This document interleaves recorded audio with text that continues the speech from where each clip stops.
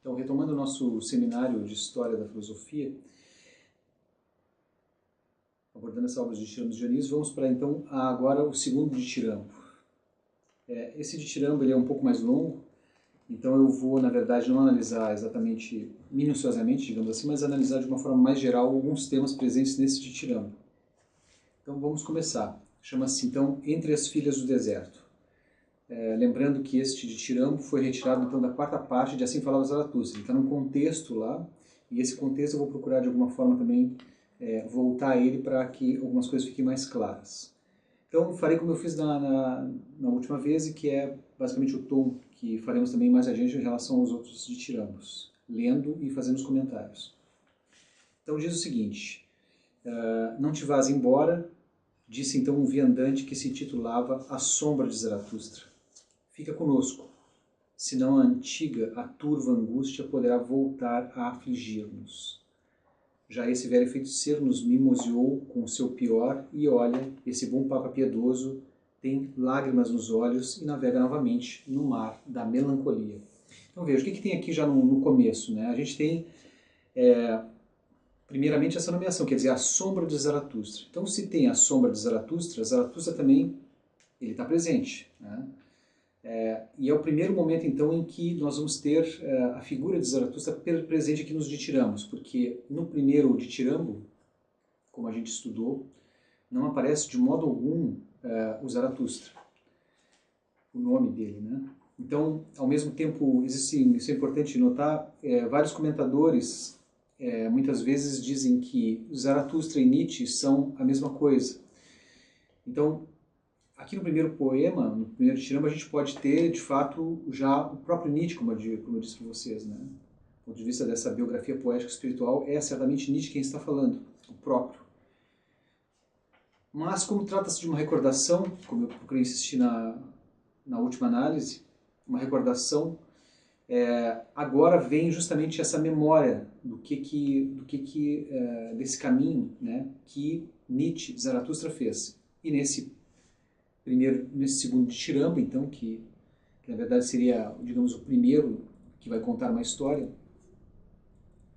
aparece então o nome de Zaratustra, por conseguinte, Zaratustra enquanto figura no interior dos ditirambos. É claro que daqui até o final, basicamente, Zaratustra vai estar presente na maior parte dos poemas. Lembrem, Nietzsche queria, dos títulos que Nietzsche pensava em dar para essa obra eram as Canções de Zaratustra. Então, aparece a sombra de Zaratustra. Agora, a sombra de Zaratustra já se vê aqui que não é diferente do velho feiticeiro, né? Porque apareceu aqui agora também essa figura do velho feiticeiro, aparece a figura do Papa Piedoso, vai aparecer a figura dos reis logo em seguida. Isso, para vocês procurarem entender um pouco melhor, são todos os personagens do quarto livro de Assim Falava Zaratustra. A história do quarto livro é basicamente que Zaratustra está em busca dos homens superiores. Ele quer encontrar homens que se distingam do ponto de vista dos valores no interior da humanidade.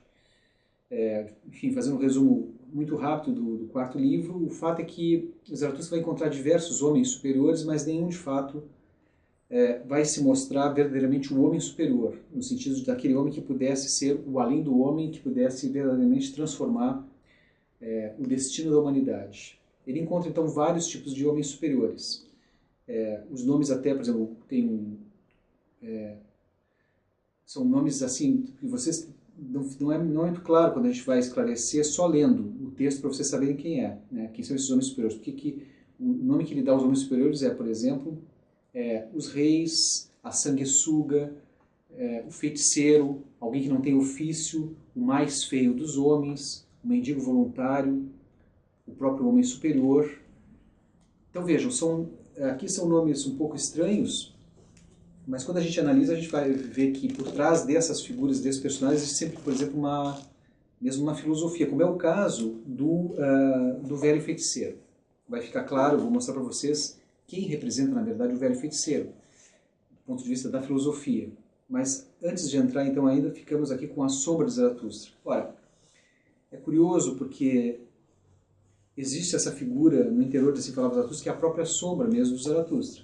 E, por sua vez, isso é uma remessa a uma outra obra de Nietzsche, de 10 anos atrás, e é importante a gente pensar, porque virá aqui, né, no final, no último poema, no último ditirambo, que é da pobreza do riquíssimo, ou da pobreza do mais rico, começa dizendo assim: 10 anos passados, 10 anos volvidos, e nenhuma gota chegou até mim, nenhum vento úmido em orvalho de amor. Então, 10 anos passados. Quando a gente pensa em 10 anos passados, e a partir desse próprio poema Entre as Filhas do Deserto, aqui nos ditirambos em 1888, quando Nietzsche traz para cá, é importante que essa referência à Sombra de Zaratustra também é uma referência a uma obra de 1878, por ali, que é O Viandante e Sua Sombra, que é um livro do Nietzsche, que está hoje em dia, aqui no Brasil pelo menos, junto com O Final de Humano Demasiado Humano, vem O Viandante e Sua Sombra. Ora, é uma obra na qual Nietzsche escreve justamente fazendo diálogos, né? O viandante, o caminhante, ele faz diálogos com a sombra conversa com ele, e aí tem toda uma série tem todo um motivo que, enfim, não cabe aqui explicar porque que Nietzsche faz isso. Mas o fato é que há um paralelo entre o viandante e sua sombra e aqui a sombra de Zaratustra, né? Então vejam, começa dessa forma: não te vás embora, disse então o viandante, que se intitulava A Sombra de Zaratustra, fica conosco, senão a antiga turva angústia poderá voltar a afligir-nos. Que angústia seria essa, né? Uma primeira questão. E aí segue: já esse velho feiticeiro nos mimoseou com o seu pior, e olha, esse bom papa piedoso tem lágrimas nos olhos e navega novamente no mar da melancolia. Essas imagens aqui vão começar cada vez a ficar mais importantes. A gente estudou o poema O Sinal de Fogo, e estava lá o mar, e aqui, então, o mar da melancolia. Eu tinha falado para vocês na aula anterior que tinha a questão da melancolia, né? Que de alguma forma esse coração ardente estava lembrando do que aconteceu lá quando ele buscava o orvalho de amor e tal. Então, aqui também está presente essas imagens. O mar da melancolia. E esse viandante, que é a sombra de Zaratustra, ele fala na turva angústia, que ela pode voltar a afligir-nos. Bem, então vejam. Depois segue. O velho feiticeiro, antes disso, eu queria dizer o seguinte, com relação ao velho feiticeiro. Vocês já receberam, acho, o trecho do Zaratustra chamado justamente Lamento de Ariadne. Quer dizer, o Lamento de Ariadne, que está nos ditirambos, chama-se O Feiticeiro, nesse material que vocês receberam e que vai ser inclusive objeto do seminário. Ora, quando a gente analisa esse trecho do Zaratustra que fala do feiticeiro, é ali que ele canta, né, o que depois, então, como eu disse, chama-se o Lamento de Ariadne. O Zaratustra ele vai deixar esse feiticeiro fazer aquela canção. Ele encontra o feiticeiro no meio da floresta. O feiticeiro diz que quer fazer uma canção para ele, ele deixa, ele canta.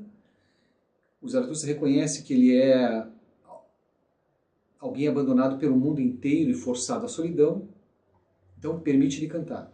Ora, depois do canto, o que acontece? O Zaratustra espanca esse feiticeiro, né? Espanca porque acaba identificando aquela canção que, na verdade, ele não está sendo verdadeiro ao cantar aquele lamento de Ariadne, né? Isso no Zaratustra, porque depois vai ser diferente. E espanca, então, o feiticeiro, e o feiticeiro pede, num determinado momento, para o Zaratustra parar, né? Estava apanhando bastante, pede para o Zaratustra parar, e diz que tinha feito aquilo somente por brincadeira, né?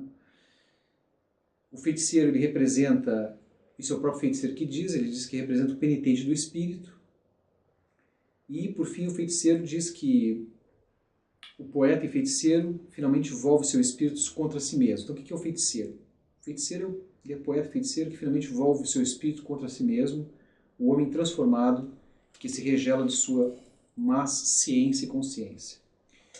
O Zaratustra diz, ainda no interior desse diálogo lá no Zaratustra, o Zaratustra diz ao feiticeiro que a única verdade do feiticeiro, e que o Zaratustra sabe qual é essa verdade, que é a náusea, né?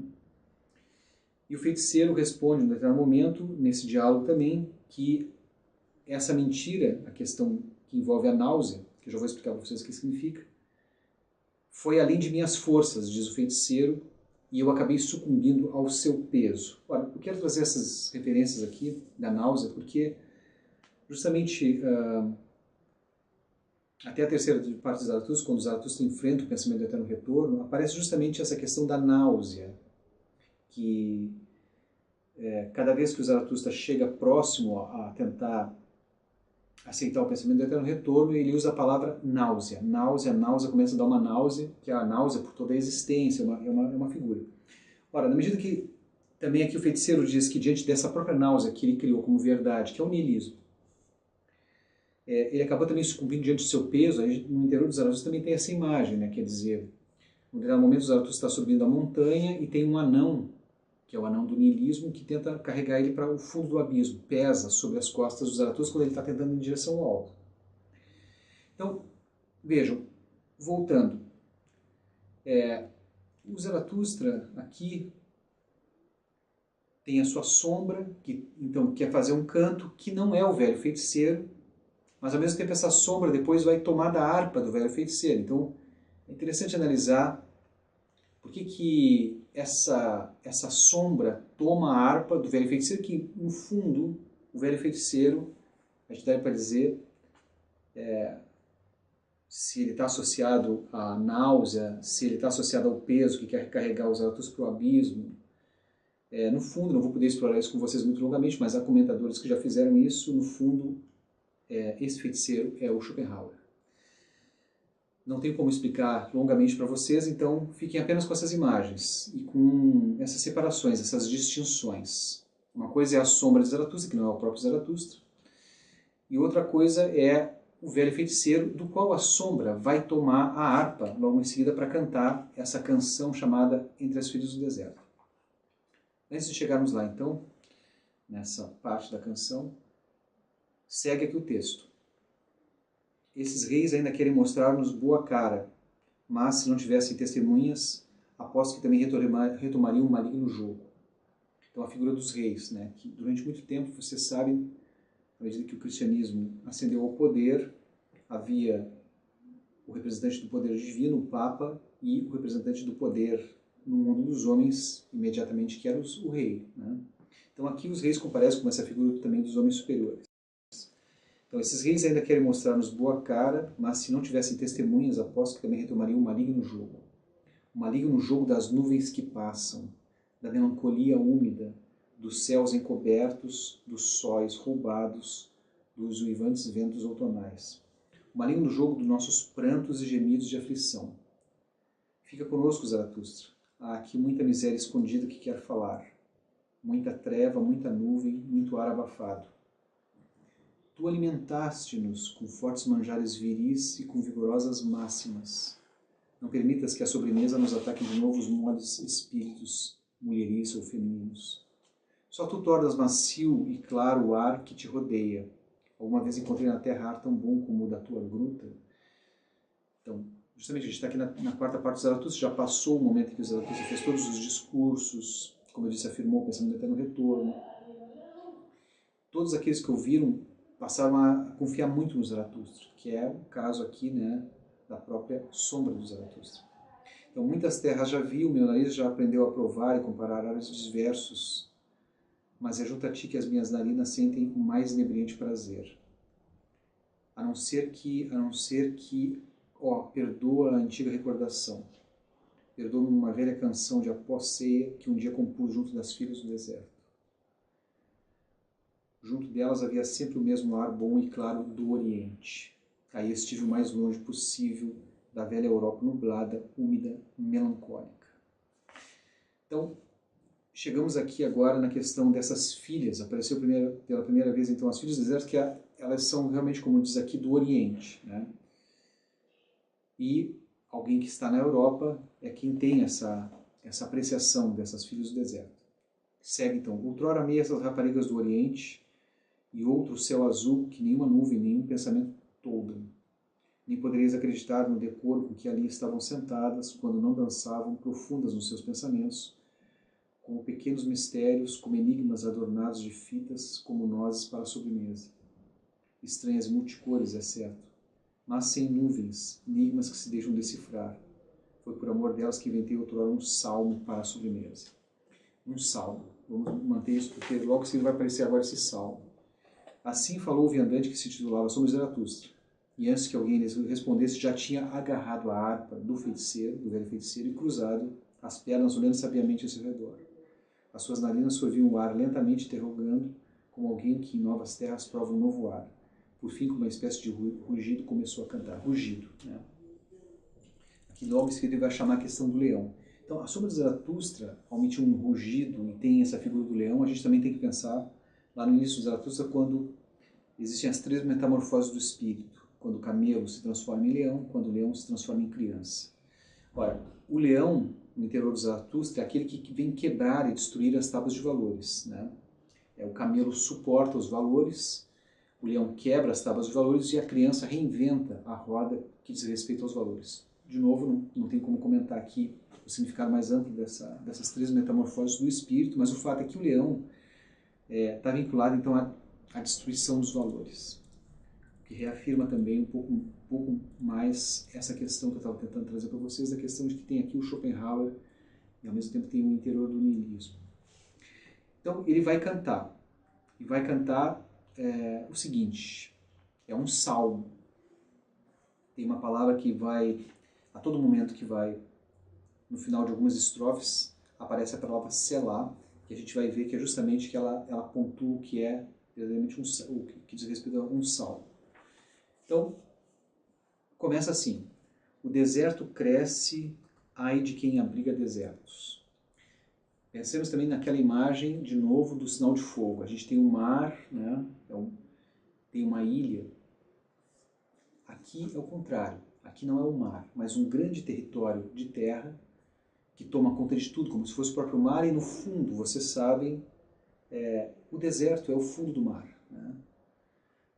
Uma vez que as águas do mar, por algum motivo, por deslocamento de placas, todas as questões que envolvem a geologia, uma vez que essa água sai de um determinado lugar, o que fica é o fundo do mar, e o fundo do mar tem essa grande quantidade de areia, então a gente tem também a referência ao próprio mar, né? Uma vez que esse mar já não existe mais. Que mar é esse, né?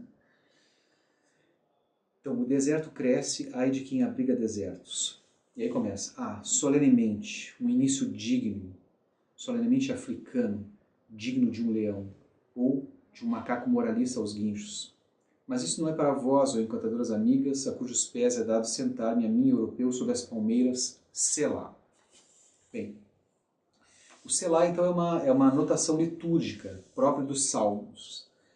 Tem uma referência importante aqui, que eu gostaria de ler para vocês, na tradução da Manuela, que ela coloca o seguinte.